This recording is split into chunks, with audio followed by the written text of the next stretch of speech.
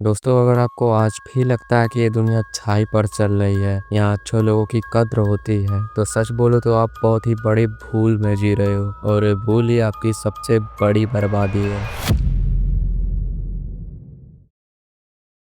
Part 1। अच्छाई की असली कीमत। जरा सोचो, जिंदगी में हमें सबसे ज्यादा दर्द किससे मिलता है? किसी दुश्मन से नहीं, हमें सबसे ज्यादा दर्द उसी इंसान से मिलता है जिसके लिए हमने अपनी नींदें कुर्बान की थी, अपने सपने तोड़े थे, और वही इंसान बाद में हमें इस्तेमाल करके छोड़ देता है। याद है स्कूल का वो समय जब आपने अपना टिफिन किसी दोस्त के साथ शेयर किया था? आपको लगा था वो आपकी कद्र करेगा, लेकिन हुआ क्या? उसने थैंक यू तक नहीं बोला, और हुआ ये कि उसने अपना टिफिन भी लाना बंद कर दिया और आपके भरोसे जीने लगा कि ये रोज टिफिन लाएगा और मैं इसके में से खाऊंगा। यानी आपकी अच्छाई उसकी आदत बन गई। फिर कॉलेज आया, आपके दोस्त ने आपसे असाइनमेंट करवा लिया। उस वक्त उसने कहा, भाई आप तो ग्रेट हो, लेकिन जब आपको उसकी मदद चाहिए थी वो गायब हो गया, फोन बिजी या स्विच ऑफ, और आप वही अच्छे दोस्त बने बैठे रहे। यही सिस्टम है। ऑफिस में ओवर टाइम किया, दूसरों का काम उठाया, बॉस को खुश करने की कोशिश भी की, पर प्रमोशन वो किसी और को मिल गया। आपको सिर्फ गुड बॉय का टैग मिला, मतलब गुलामी का दूसरा नाम। सोचिए, अच्छाई एक ट्रैप है। समाज ने हमें बचपन से सिखाया, सच बोलो, गुस्सा मत करो, दूसरों की मदद करो, पर असल में ये सब कंडीशनिंग है ताकि अच्छे लोग चुपचाप सिस्टम को सर्व करते रहे। वो गुड बॉय कहलाएंगे, पर असल में वो सिर्फ गुड स्लेव्स होते हैं। स्लेव्स मतलब नौकर। Part 2। Nice guy syndrome.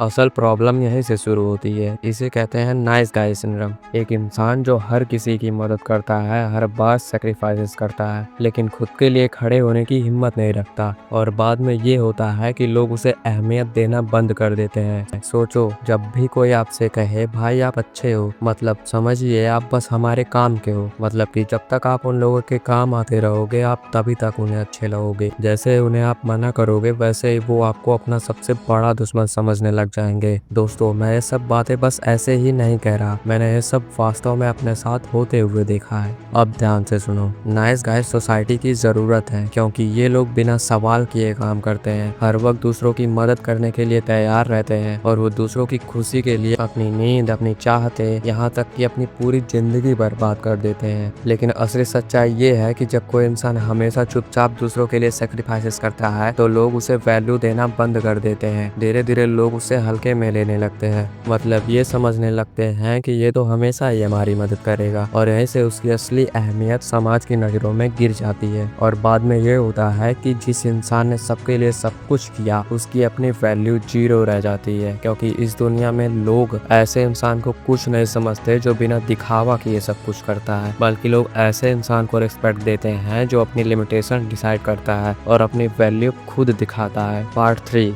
Dark psychology lessons. अब सवाल ये है कि इससे बाहर कैसे निकला जाए। मैं आप लोगों को 5 लेसन बताने जा रहा हूँ जिसे आपका जानना बहुत ही जरूरी है, क्योंकि दोस्त अगर अच्छे बन के जीते रहे तो कुछ नहीं होने वाला।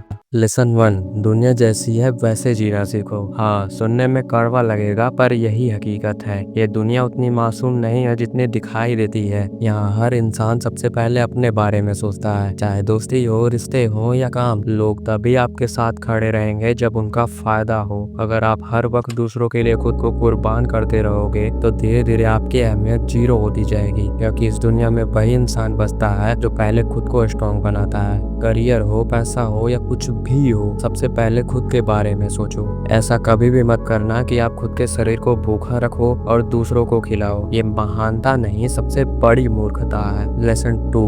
बाउंड्रीज बनाओ। अगर आप हर बार हाँ कहते रहोगे, तो सामने वाला आपको इस्तेमाल करना सीख जाएगा।